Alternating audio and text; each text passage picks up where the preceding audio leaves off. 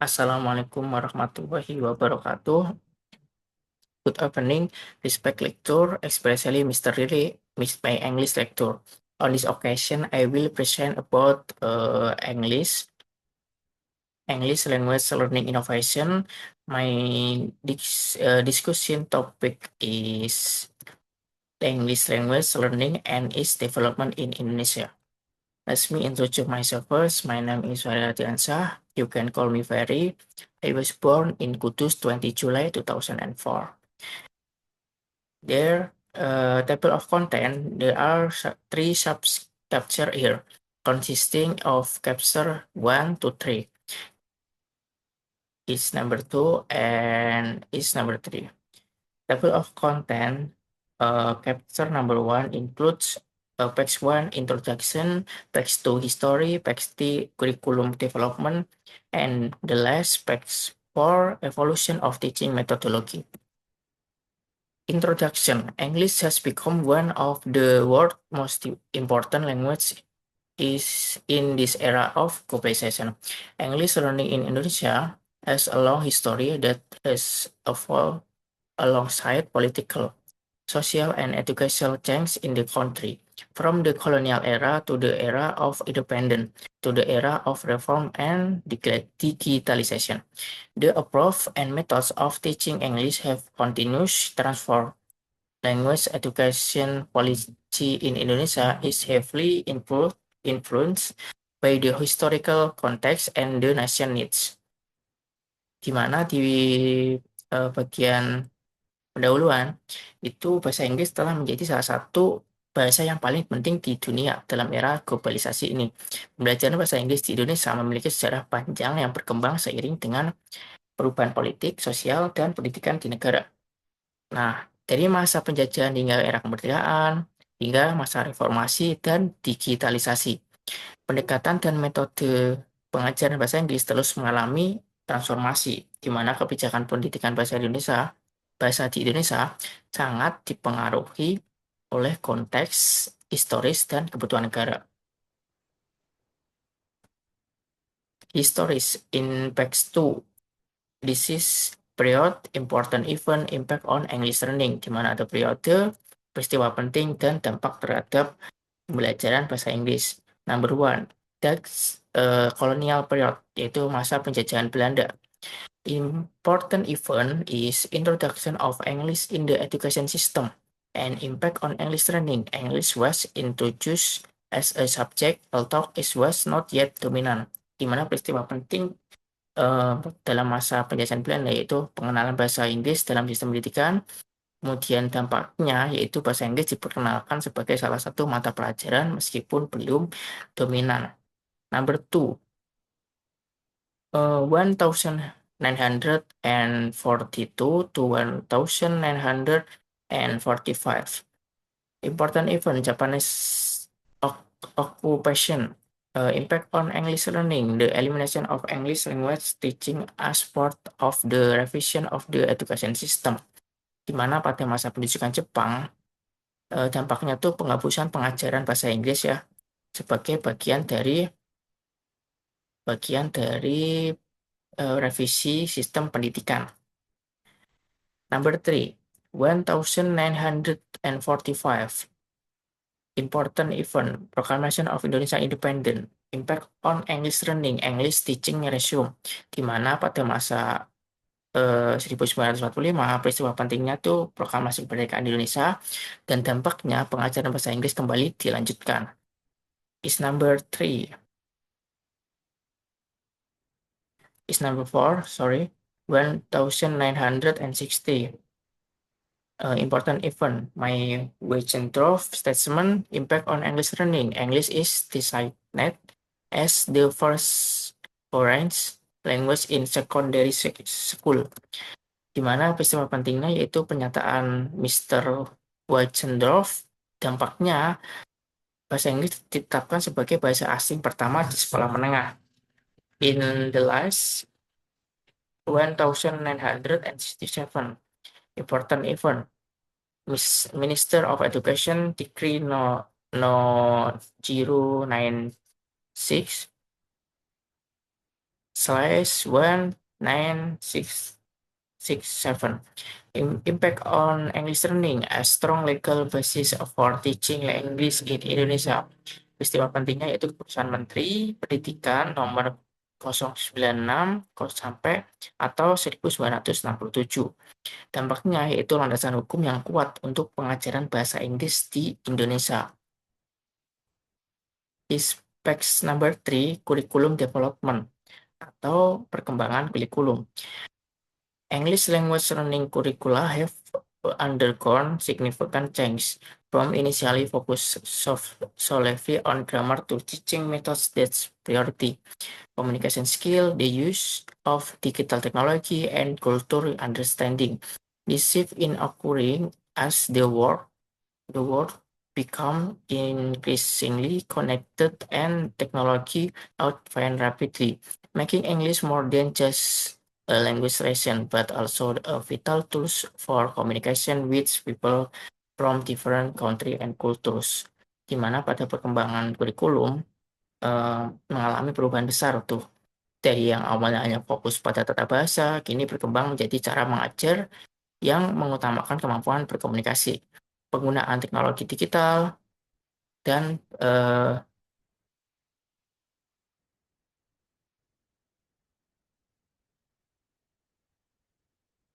kemampuan komunikasi, penggunaan teknologi digital, dan pemahaman budaya. Perubahan ini terjadi karena dunia semakin terhubung dan teknologi berkembang pesat. Sehingga bahasa Inggris itu bukan hanya sekedar pelajaran bahasa, tapi juga alat penting untuk komunikasi dengan orang yang dari berbagai negara dan budaya. The last, number 4, is evolution of teaching methodology. Methodology main focus, superiority, and limitation, di mana terdapat metodologi, fokus utama, keunggulan, dan keterbatasan. Is number 1, grammar translation method. Main focus, mastery of grammar and translation, superiority, improve understanding of language structure and reading skill. Limitation, lack of emphasis on oral communication skill, di mana dalam grammar translation method, fokus utamanya yaitu pengusahaan tata bahasa dan penerjemah. Keunggulannya meningkatkan pemahaman struktur bahasa dan kemampuan membaca. Keterbatasannya kurang menekankan keterampilan komunikasi. Is number 2, direct method. Main focus, direct use of language. Superiority, improve speaking and pronunciation skill. Limitation, need a teacher who is very proficient in English. Di mana di direct method itu fokus utamanya yaitu penggunaan bahasa secara langsung. Kemudian keunggulannya meningkatkan kemampuan berbicara dan pengucapan. Keterbatasannya membutuhkan guru yang sangat mahir nih dalam bahasa Inggris. Is number 3, oral approach. Main focus, listening and speaking skill. Superiority, forming correct language habit. Limitation, can become monotonous and less emphasize creativity. Di mana di oral or approach, fokus utamanya yaitu keterampilan mendengar ya dan berbicara.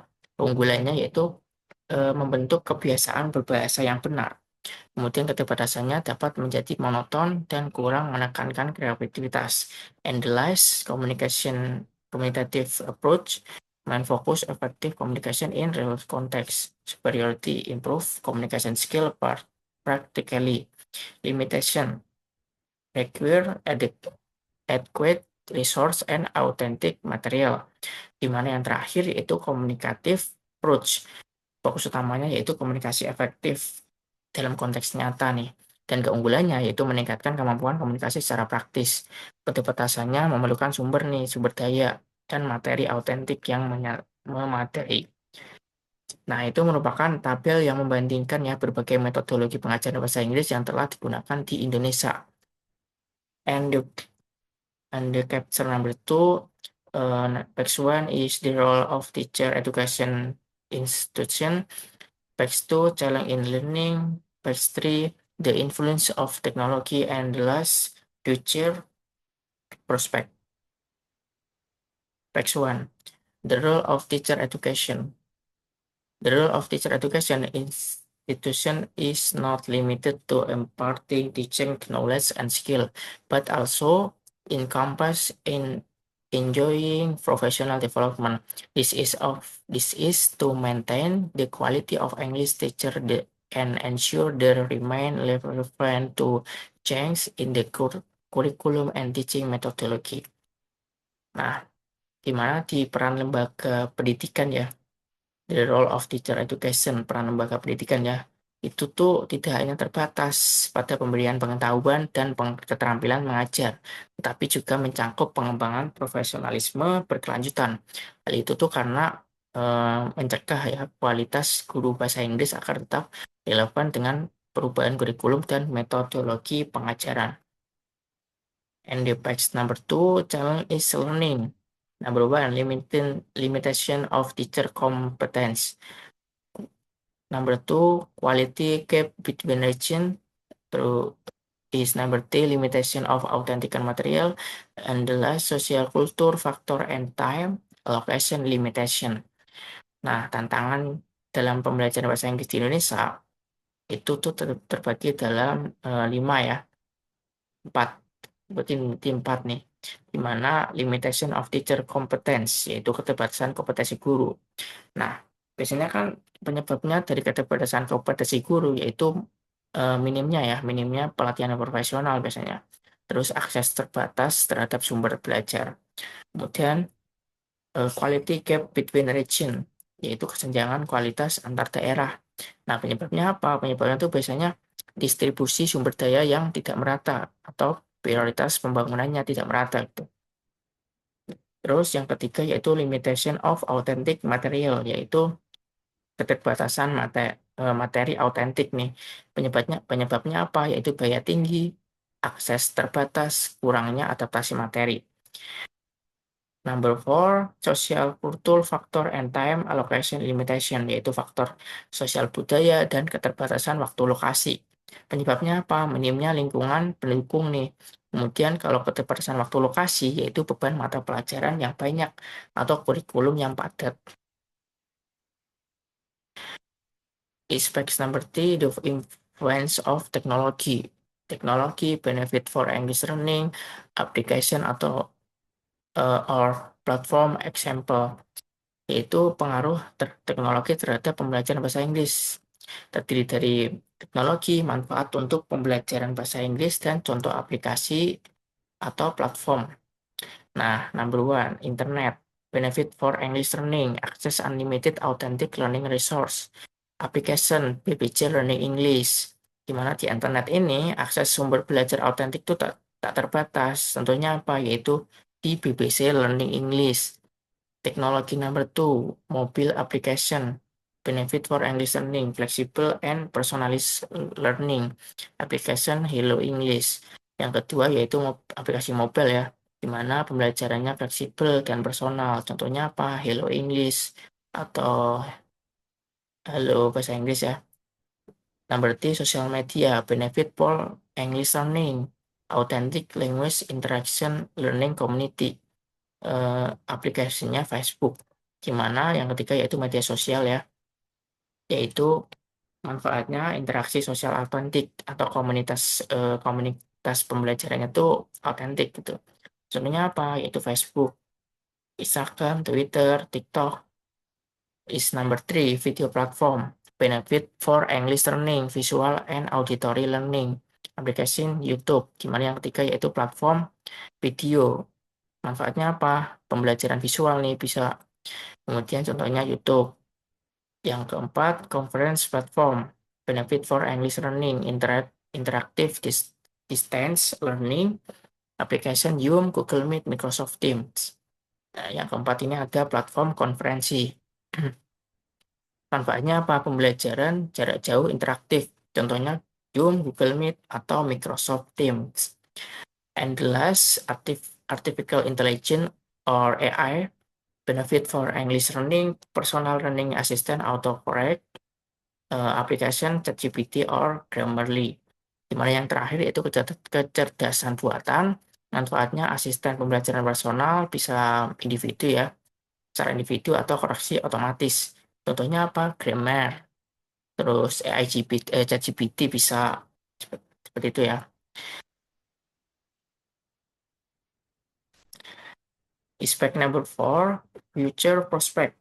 One direction for future development is an emphasis on global communication skill. Global communication skills are become increasingly important in a digitally connected world. English language learning in Indonesia need to develop student ability not only in structure and grammar, but also is cross-cultural communication competencies. Di mana di future prospect atau prospek masa depan dalam pembelajaran bahasa Inggris di Indonesia, yaitu salah satu arah pengembangannya itu penekanan nih pada kemampuan komunikasi global. Keterampilan komunikasi global ini menjadi sangat penting dalam dunia yang terhubung secara digital. Nah, pembelajaran bahasa Inggris di Indonesia perlu mengembangkan kemampuan siswa tidak hanya dalam struktur dan tata bahasa, tetapi juga dalam kompetensi komunikasi lintas budaya. And chapter number three is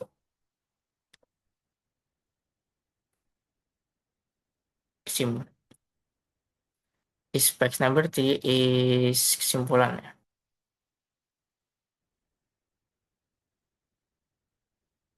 English language learning in Indonesia has undergone a long and dynamic journey full of development from the colonial era to the current digital era. English continues to play a vital role in the Indonesian education system. English learning in Indonesia reflects how this language has become an integral part of the nation effort to engage with the global community.